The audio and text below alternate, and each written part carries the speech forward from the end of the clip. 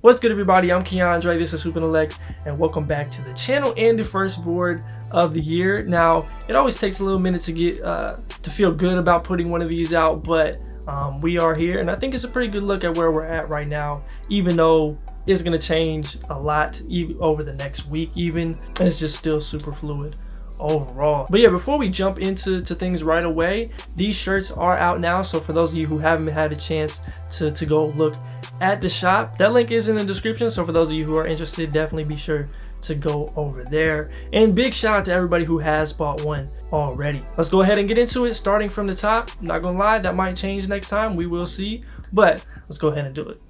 Flagg maintains his spot as the #1 guy on the board, and though the expectations have been sky high, he's still shown himself to be an excellent prospect. He's been great defensively with his feel on full display, and on top of that, he's having one of the better defensive box plus minus seasons we've seen for a freshman. And even though the offense is a work in progress, I think he's ahead of schedule in some ways. He's progressed as a pick and roll ball handler and passer. He's shown a great touch. He's created a ton for himself in this offense, and even though the shot hasn't been there at all, he's still been a positive. Now, I don't think it's a lock that he's just gonna run away with the #1 pick just yet, but his overall body of work and the way that he's played in big games as a 17-year-old has been that of a future star building block, and it keeps him here comfortably. The top two actually remains the same with Dylan Harper here, and his appeal has only continued to grow after he put up 36 and 37 against Notre Dame and Bama and had answers for everything that they threw at him. And he's just been a tremendous presence as a driver and playmaker all year long. Now, he's been as bad a pull-up shooter as he's been good at other things at about 20%. He hasn't shot it great from three, and defensively the stocks are low, though I think he's been otherwise solid on that end, but he's firmly established himself as possibly the premier creator in the class, and I'm excited to see how he plays the rest of the way, because if he hits on some of those things, it could make him an even bigger nightmare for teams to stop. It's not hard to talk yourself into Ace Bailey's upside as a 6'9" shot-making wing who also has the potential to be a plus defender, and because of that, he remains one of the more intriguing prospects in the class to me and is this high for a reason. But his struggles have still been apparent. I think you look at the lack of drives, his low rim and free throw rate, his decision making and low assist percentage, and would have to be concerned in some capacity based on history, but it is still super early. I think his game against Texas A&M in that last Players Era game was one of the best I've ever seen him play, and if we get more performances in that vein, he's going to be hard to deny. Illinois freshman Kaspars Yakuchonis has been a lot more assertive and shown more of his upside as a shot maker as of late. He dismantled a talented Arkansas team, and his combination of passing feel, pick and roll prowess, and craft is on par with pretty much anyone in the class. I'm still curious to see how he looks game to game against better competition and where the defense settles in at, but he's a high lottery guy for me right now, though this part of the draft it starts getting pretty fluid. Kamal Malawach has looked like easily one of the best bigs this class has to offer, if not the best. I've been impressed with his rim protection, his improvement in his positioning, particularly as a pick and roll defender, and he's shown upside as a finisher on the offensive end. Now, he's just not looked at or involved in their offense really at all right now.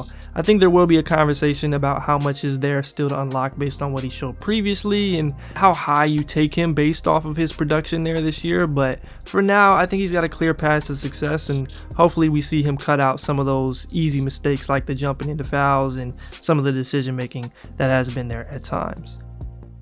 VJ Edgecombe entered the year as one of the most highly touted prospects in the country, and so far many of the question areas in his game have been at the forefront. He's still been a complete zero on pull-ups and limited as a creator. He's shooting under 30% from three and 41% on layups, which might be the more concerning part, and that's just not good for what's right now a 6'4" off-ball wing. In saying that, he's been great on defense with gaudy stocks numbers. The connected passing and athleticism have stood out in a major way, and he's got a BPM of 7 as below standard as he's played. So he's good enough in other areas that as long as the shot is there, he'll be high on the board and a potential contributor in the league, but I want to see how the rest of the season plays out, and hopefully the hamstring injury isn't too serious. There aren't too many guys quite like Texas's Trey Johnson. He came out on fire this season as just an absolute bucket getter with supreme confidence and the ability to do it in a variety of ways. I'm still not 100% sure where to rank him right now, which is fine to me because it is early. He's a gifted scorer, of course. I've liked him in moments as a passer. I don't think he's taken bad shots.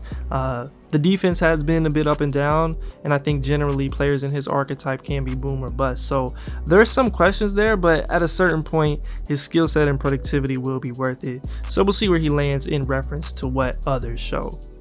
BYU's Yeager Dimon came out the gate as one of the most impressive performers in the country, and it vaulted him into high lottery conversations. He's one of the best passers in the draft at 6'9". He's been a capable shooter to start and did a good job of punishing teams as a pick and roll ball handler early on. Now, as high as the highs have been, his play against Power 5 teams only brings more skepticism. You can see a stark contrast in his handle versus pressure, and he's not yet the caliber of shot maker to make up for it. And then defensively, he has been a potential target, at least in one-on-one situations. So for a guy that's best case is a big lead guard, there are some potential red flags there, but I still like his talent, and we'll see how things go as he gets more swings at the plate. Arkansas's Boogie Fland has looked the part as one of the best guard prospects in the country. He's been dynamic as a playmaker off the dribble. He's taken care of the ball. He's shot it well. He's been great at applying pressure defensively and creating turnovers, and he's also a bit bigger than I anticipated. Now, I want him to be more aggressive with his downhill ability and taking advantage of that, and I'm sure he wishes he could get that Illinois game back just overall, but big picture, he's been very good, and I think has the potential to be a long-time starter in the league. I really like the upside Georgia's Asa Newell has as a defender in the front court. He's a good athlete, he's got great feel, he's got good anticipation on contests and in passing lanes, and to me, he's a lot of what you'd want out of a modern 4-5 on that end of the floor. Now, the questions for him are still almost solely on offense because he probably isn't a true center at his size. He does finish plays fairly well at the rim, he's long been excellent in transition, but the lack of impact as a shooter right now or in his perimeter game as a playmaker raises questions. But with that said, I buy his defense and play finishing enough to have him pretty high at the moment. Nolan Traore has struggled as much as anyone that was ranked highly coming into this season. His issues as a finisher and right-hand dominance have been crippling at times. He's been hesitant and a non-threat from the outside, and as much promise as he's shown in the past, there's been no standout skill this season, and that's concerning for someone looking to be an NBA primary. It's too early to drop him too dramatically or be too reactionary, and he's had good games, but there's a growing number of guards who have better skill sets than him in a way that the competition level he's playing doesn't make up for or equalize. I'm as interested in watching Kon Knueppel over these next couple months as almost anyone that's been mocked in the lottery. He's the type of player that'll quickly make you a fan as a knockdown shooter with good size who can make a play. That's a valuable player, but his athletic limitations have been visible, and against Kentucky, Arizona, Kansas, and Auburn, he's a combined 15 for 48 from the floor, and the defense is still a work in progress. So we'll see. I think he's a good player, but he could be less valuable if the shot isn't as elite as I felt it is. Liam McNeely has had some ups and downs, some of which were part of UConn's skid in Maui, but I still have a lot of confidence in him as a prospect. Sharp shooting wing who makes good decisions and competes is always valuable, and I've been impressed by him as a driver. It's just been the finishing that's more of a work in progress. Where his defense and some of those other areas are at will determine if he's late lotto or early 20s, but I see a contributor for sure.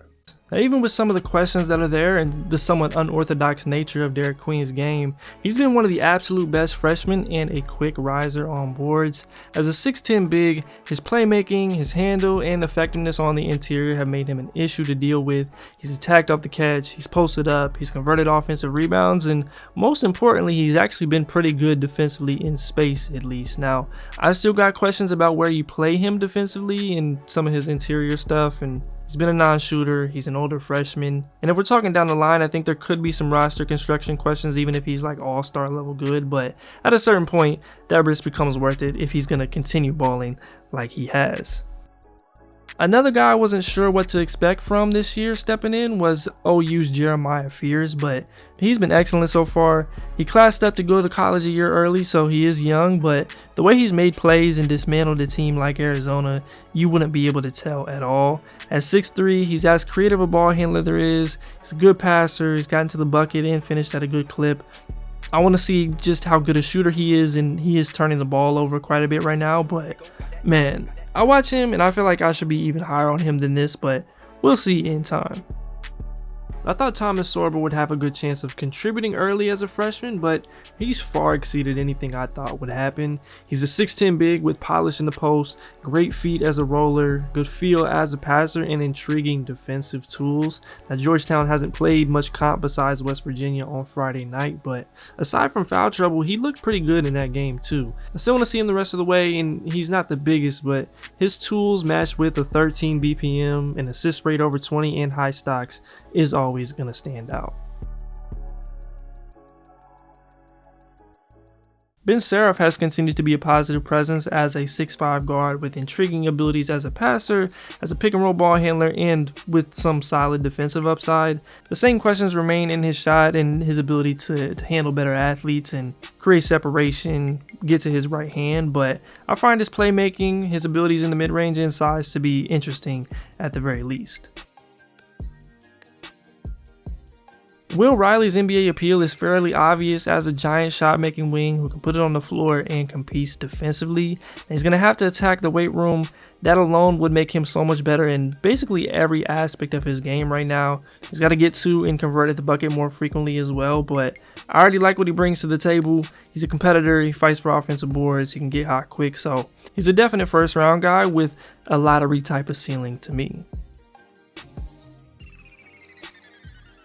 Noah Isinghe has continued to produce at a pretty remarkable rate for a 17-year-old in this league. He's a long athlete who's made progress as a shooter and perimeter player. He's got good defensive versatility, he's long, and he's just found a way to get buckets, and you see some of the offensive expansion on a game-by-game basis. He still has questions around who exactly he is in the league, but I think he's been good enough in a good league to invest in right now. I thought LeBaron Philon had first round upside coming in, but if we're looking at the entirety of the season, there's an argument he's been Bama's best player so far, and I was not expecting that at all. As a 6'4 guard, he's a winning player, he does all the little things, he defends, he makes extra passes and sound reads in the pick and roll, and on top of that, he has an intriguing game as a shifty driver and playmaker. The shot has come and gone in games, and I want to see him with a little more usage if that's a possibility, but he certainly asserted himself on all draft boards at this point, and I think his profile will only continue to grow from here.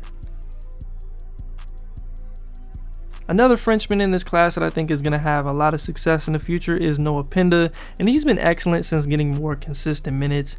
He's got an intriguing skill set as a big forward who has great connective qualities, can guard a couple positions, and most importantly has been hitting the three at a much better clip than any point in the past. He's still only 19 and is doing it in the same league we just saw Reza Shea, Salon, and Dadier come from, so I'd imagine he's going to have a lot of first round interest by the end of the year if the shot stays where it's at.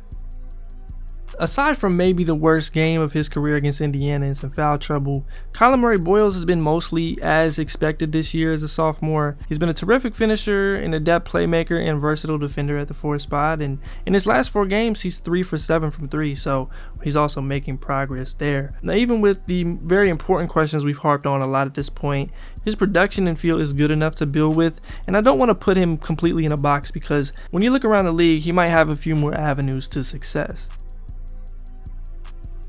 Michigan State's Jace Richardson has been a consistent positive presence in his minutes in a way that I wasn't at all expecting.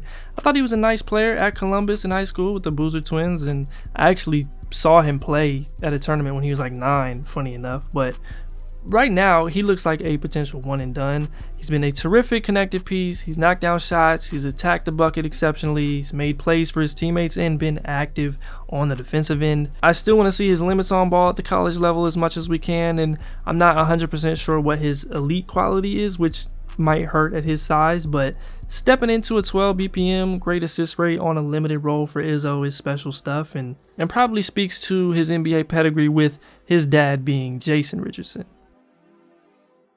I don't see Hugo Gonzalez moving too drastically beyond this range based on priors. I think what he's shown as an athletic wing with upside as a defender and slasher is enough to keep him in the mix from like 20 to 40. He's not going to play much for Madrid this year, so that's naturally going to be a difficult eval from a public standpoint. But again, he'll probably have enough flashes to be worth a gamble at some point, though you do wish he was doing almost anything else. I'm a little behind on Dink Pate's game so far this year, so I'll need to catch up to get the full picture, but his games against the Vipers and Spurs were really encouraging. He's a 6'8" guard or wing with an intriguing handle, feel as a playmaker, and the ability to parlay it into drives and pull-ups. The shot has also looked improved, which has been huge, though it is still a bit questionable, and at the moment I think he's a first-round prospect. I still need to watch a little more, but I've liked what I've seen for a guy who was pretty much all flashes last year. I've been impressed with how Nick Clifford has played. He was already draftable a year ago, but the improvements he's made as a playmaker and in his ability to get shots for himself have been exactly what you want to see from an older guy. He's still got the same complimentary 3-and-D off-ball skill set, but everything else is only an added positive for him to play that role at the next level. So right now, even as an older player, I think he's a serious first-round guy. UNC's Drake Powell has a compelling draft case as a wing defender, but he hasn't had a steady place for production on offense yet, and the hesitation and lack of assertiveness in some of these games has been a bit concerning. Now positively, the Michigan State game was a great one for him. That's basically the best pitch for him as a player right now, but there's still some polish to be added, but I think there's enough for him to be in the first round mix at the end of the year.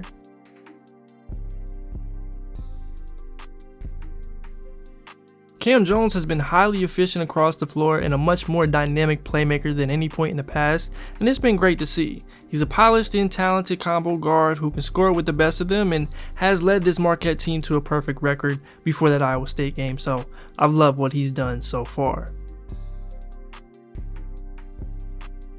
Rocco Zikarsky has actually gotten the opportunity to play real minutes recently and has been a lot closer to the guy I expected to see entering the year. A 7'2" center who moves well for his size, can anchor a defense, and has solid touch as a scorer around the rim. That's always going to be positive, and I think if he can continue to produce and cut out some of those little errors, he'll be in this mix, though likely not quite as high as I had him a few months ago.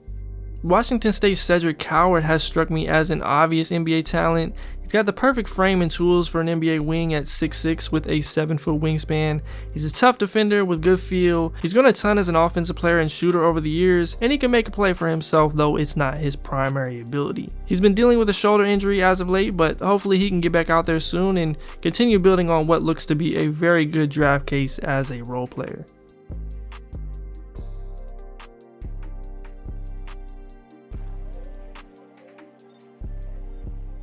UConn had that roughest patch that they've had in years, and Alex Karaban was not great through it, but I think he's a pretty easy evaluation. He's a big wing that can space it and make a play. He's a heady team defender and has a championship pedigree unlike any prospect that you'll ever really see. He had the head injury against Dayton, so hopefully he gets right as soon as possible, but I'll be interested to see how he helps his team the rest of the way. Rasheer Fleming is someone I think a lot of people will end up being fans of. I got to see him earlier this year at Formula Zero and was really intrigued by his versatility in person, and he's continued to build on what he showed in his first couple seasons at St. Joe's. A 6'9" forward with a good combination of athleticism, motor, defensive versatility, and continued expansion as a perimeter scorer makes him someone with the potential to get into the first round this year, and you can see a lot of that in the UKG Legends Classic. Cannon Catchings is another one of these freshman wings that has promise, but might not be completely seasoned just yet. But at 6'8" with his shooting upside and the defensive tools he has on and off the ball, it is easy to like him long term. He's going to need to find it offensively in some capacity and show that he can hang with the big dogs that are coming up, but I like his game and he might be worth the gamble as a one and done. It's been an up and down start for Ian Jackson. He just had a great night against Bama in a game where they had very little positives offensively, but there have been other games where the decision making has been pretty bad. Overall, he shot it well, he's a great athlete, has the ability to create, and I think he at least deserves to still be in the mix at this point. Adu Thero has made one of the biggest jumps of anyone in college basketball. He's a frisky wing defender who provided a spark at Kentucky, but at Arkansas this year, he's been more versatile offensively. He's attacked with a purpose and has shot the three significantly more than he has in the past. He's still not a huge factor out there, which matters, and the decisions can get wild from time to time, but the tools and production on both ends has made him a draftable prospect and one that could get into the first round.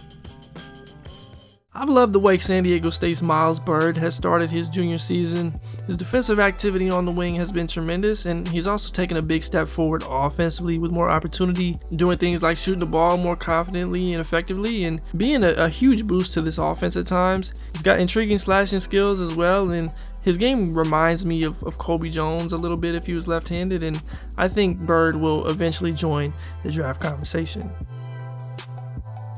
St. John's RJ Lewis dealt with injuries last year and wasn't able to fully put it together as a sophomore, but he looks clearly draftable a year later. As a 6'5", 6'6" wing, his athleticism, defensive tenacity on and off the ball, his ability to score it and make plays for his team, and an improved jumper make him a compelling prospect. I love the St. John's team. I'd hate to go up against them, and RJ is a huge part of that. Ryan Kalkbrenner came out the gate on fire, going for 49 and 11 in his first game, but since then he's been a bit banged up and teams did a good job of neutralizing him offensively. But that hasn't stopped him from still producing and helping Creighton upset the #1 ranked team in the country. His NBA appeal is fairly cut and dry as a 5th-year senior. He's a big rim protector with good touch and the upside to shoot it. He can still have the same issues with strength on the interior, but I think he's draftable and has a potential role to play. Danny Wolf is one of the more fun second-round guys in this class right now. He's a legitimate 7-footer playing the 4 in the biggest front court around, and he has an intriguing skill set as a floor spacer, passer, and interior presence. He's looked better as a mover this year as well, and picturing him at the next level is way easier than what he's doing now. And he's somehow found a way to be effective in his first year at Michigan from Yale, so he's definitely one to watch the rest of the way. Janai Broome has been the best player on one of the best teams in the country, and he was absolutely tremendous in Maui. He's currently shooting the ball better than ever. His finishing, playmaking, and defensive positioning are well refined, and the production for his entire career is just impossible to ignore. Now, he is still a bit undersized at the 5 and isn't a great NBA level athlete, and I just watch him at times and see how he could struggle, but he's worked himself into becoming a very solid prospect overall. Sergio De La Rey is one of the international players I've been able to watch a good amount of lately, and I've been impressed even in his limited minutes on a good Valencia team. He's a 6'7" guard or wing that can make plays, defend, and has been shooting the ball at a healthy clip. He just turned 19, and even though it hasn't been the biggest role, he's contributing, and that means a lot at this level. I've been very impressed with Tyrese Proctor to begin the year. He's in a different role than in past seasons with a lot less responsibility as a point guard or lead distributor, but he shot it extremely well at over 40% on 7 attempts. He's defended and shown up in a lot of these big games. I kind of think Duke should use him a little more as a ball handler, just given the state of their offense, but that's neither here nor there. Big guard who defends, can make a play and shoot it, that's something that every team will be interested in. KJ Lewis is going to have NBA interest as long as he's the type of perimeter defender and athlete that he's shown himself to be. The defense has wavered a bit at times in some of these games. Seems like this team as a whole is kind of searching for solutions, and it's led to frustration. And he specifically has had some techs that won't go over well, but if and when the shot can make more progress, he's going to have a chance to contribute, and that's what I'd hold on to for now. Stanford senior Maxime Reynaud has been at 23 and 12 and shooting 40% from 3 this year, and has proven his value as a draftable talent. He's got a great skill set on the inside and out. He's a good mover and has finally put the flashes into real consistent production. I've got some questions about him defensively at the 5, but he's one of those guys that's hard to ignore. Bogoljub Markovic is one of the more fun watches in the class as a 6'11" forward who has as good a handle at his size as you're really going to get. He's great on the glass, he's got upside as a shooter, and has good touch in close. There is still some questions about where he slots in role-wise on defense, and he'll need to get stronger, but there's something there with Mega's current best player and prospect. Hunter Salas has had an interesting start. The shot hasn't been falling and he's struggled against the more athletic teams, but positively he's been better as a playmaker and actually plays some point guard for them. He's going to need to hit shots at a similar clip as last year to provide real NBA value, but I'm confident that he'll settle in here soon and put things together. One of my favorite mid-major guys early on is UAB's Yaxel Lindeborg. He's got a lot to like as a 6'9" forward who can do a number of things, from being a versatile defender who won Defensive Player of the Year in the American last year. He's a capable driver, he can clean up on the interior, and continues to improve as an outside shooter. I think he should be well in the top 60s, and it's been big time progression for the former JUCO product. JT Toppin has taken what he did as a freshman up another level. He's been tremendous on the glass, and above all, he's been a great presence as a rim protector and covering ground defensively. He's an undersized big right now who doesn't shoot a ton at this level, but the production and motor are enough to consider drafting this year. Josan Sannon continues to be one of the most gifted scorers in this freshman class. Anyone who watched him on the Adidas circuit knew buckets would be got this year, but I've been impressed by just how easy he's made it look as a jump shooter. Right now he's shooting in the high 40s on pull-ups and has been a huge part of Arizona State being a much better team than anyone expected. He's going to need to improve defensively and as a passer to solidify his draft case, but the bucket getting has been that good so far.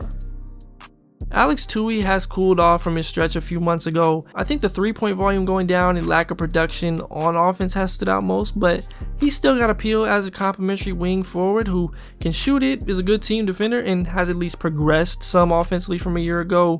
First round is a bit tougher of a sell now, but he's still a guy. Chaz Lanier has picked up right where Dalton Knecht left off a year ago as a low major transfer that blossomed on the big stage. I've loved his game so far, and even as an older guy, I think the NBA appeal is obvious. He's about 6'5", he's physical, he can shoot the net off and handle it a little bit, and I've liked how he looks defensively in this unit. I think he's got clear potential to be a role player in the league and should be taken more seriously than he has. The NBA pitch for Zvonimir Ivicic is pretty simple. There aren't a ton of 7'2" guys who are shooting 50% from 3 while being a presence at the bucket as a rim protector. And even though he is a bit raw and still has some questions in his physicality on the inside, he's been a positive asset and someone that'll stick on NBA radars at the very least. Tomislav Ivicic, the twin brother of Arkansas's Zvonimir, has been a vital piece for this Illinois squad and has an interesting skill set as a big who can stretch the floor, score on the interior, and at least be big around the bucket. The defense is more of a work in progress in space to me, and he's not a great shot blocker, but he's physical, he's big, and again, guys that size who can play inside and out are watch list worthy. I felt like Carter Bryant should be playing a little more, and I have a feeling he could be one of those guys that's a bit better than his year one numbers show. I've been impressed by the defensive flashes from a 6'9" freshman wing. I think he's a capable shot maker if the freedom and confidence can get there, and overall I think he has the tools to be a contributor. Now maybe that means another year in college makes sense for him to prove it, which is 100% fine, but I'm still very much intrigued long term. I haven't been super impressed by Jamir Watkins yet this year, but he's been solid. I've liked the uptick in volume from 3. He's carried the load offensively and had improved at the rim before the LSU game. I'm still curious to see where things go, and at his age he'll need to stand out. But the defense, the slashing and playmaking are enough to get it two-way. It's just further proving the rest and keeping his head down. Mackenzie Mbako has had a pretty hot start to the year as a shooter and overall scorer. He's also been significantly better at the rim and had some good moments defensively. And he's still going to need some more consistently on that end of the floor, and his lack of playmaking is at least on the mind, but big wing shooter with solid movement skills is still an appealing pitch. Michael Bruzic suffered a thumb injury that'll have him out for about another 2 months, which does suck, but he's still got appeal as a floor spacing forward who had shown more of his upside on the junior level and in Eurocamp. I'm not quite as intrigued as others who still see a potential first round pick, but I think he could contribute as a shooter who moves fairly well for his size, and we'll see what he does when he ultimately returns. You'd be hard pressed to find many guards that are better than Walter Clayton Jr. I love his all-around game. The shot making is great. He's sneaky strong and athletic at his size. He's a capable passer and can make plays on the defensive end. I've liked his growth he's shown as a finisher, and if he continues playing as he has, he could be a consistent second rounder even as an older guard. Texas Tech's Darion Williams might not be the clearest NBA athlete or toolsy guy, but I like his game a lot as a physical playmaking wing who's been capable from deep. He does rely on his frame to win a lot, and he's a bit heavy-footed as a mover at times, but I think he's got good enough feel and impact defensively to be a second-round guy. Princeton's Xavier Lee is one of college basketball's most supreme separators and ball handlers.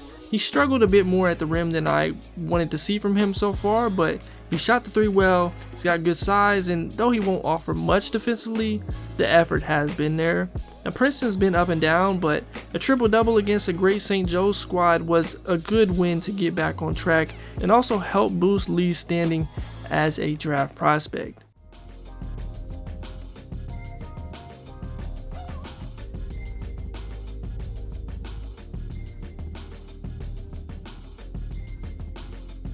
Now there's still a huge list of players who have done enough to be in the mix, and it was really tough to cut it off at just 60, so those first dozen names or so we could have very easily thrown in this video and talked about in detail. And even with as many hours of stuff that I've spent watching so far, there's still plenty I haven't seen enough of that'll naturally sway my opinion in the future, so keep that in mind too. There's also a good amount of freshmen that I'm not sure about yet, both positively and negatively. We're talking Floyd Badunga, Junie Mobley, or Jacob Kofi on the high end, and then a Jaleel Bethea on the flip side, who has struggled to make an impact in any real way. Internationally, still got a lot of stuff to catch up on, but I've liked what I've seen from a handful of them so far. But yeah, there's a lot of good stuff on the way on the channel here in the next month. We've got the first looks that are coming. The pod is still on the way, I promise. It'll come out regularly. Just had to get some things in order. This was one of those things, but that is going to be on the way as well. And yeah, be sure to check out the shirts for those of you who haven't. That's going to do it for this one. Be sure to leave a like if you enjoyed, subscribe if you are new to the channel, and leave a comment down below of who you've been most impressed by so far this season, and also a few of those that you think should be on the board or will be very soon. As always, I'm Keandre. This is HoopIntellect. Until next time, I'm out.